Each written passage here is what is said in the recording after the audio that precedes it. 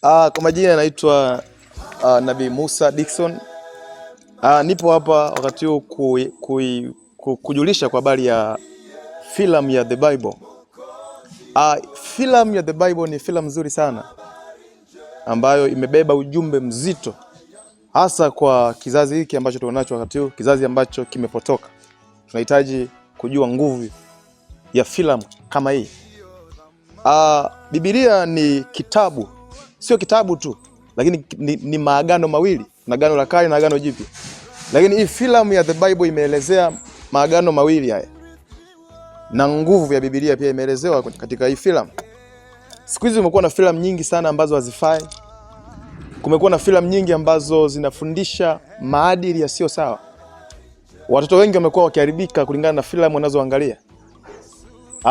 Kuna baadhi ya tabia ambazo wamezipata watoto au kizazi hiki kwa sababu ya filamu ambazo wanaangalia. Yaani kile ambacho wanakiangalia ndicho ambacho kimeharibu tabia zao.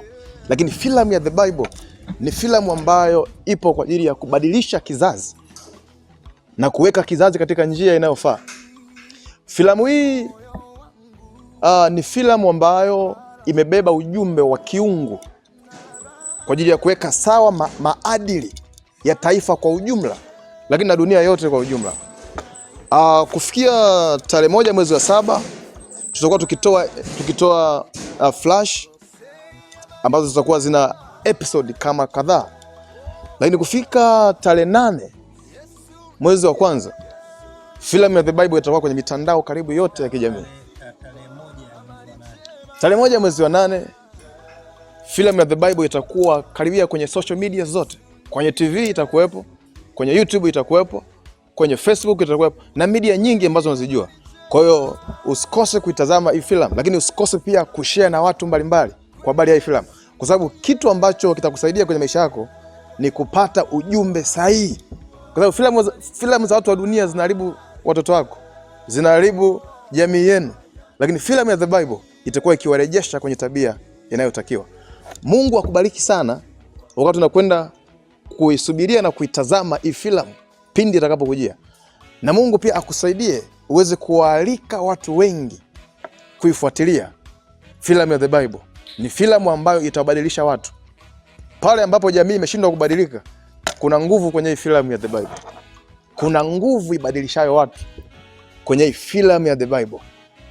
Lakini utaendelea kupata taarifa nyingi zaidi kuhusiana na filamu ya The Bible. Ni filamu kubwa sana ambayo inatokea Tanzania. Kuna filamu nyingi Tanzania, lakini filamu ya The Bible nadhani ni filamu ya kwanza Tanzania.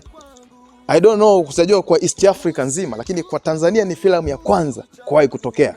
Usikose kuitazama hii filamu. Ni filamu iliyobeba ujumbe mkubwa kwa taifa la Tanzania na East Africa.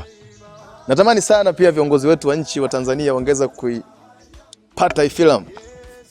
Ingeweza kusaidia kubadilisha taifa la Tanzania na kuwa taifa la baraka zaidi kama lilivyo na baraka wakati huu. Ubarikiwe sana. Amen.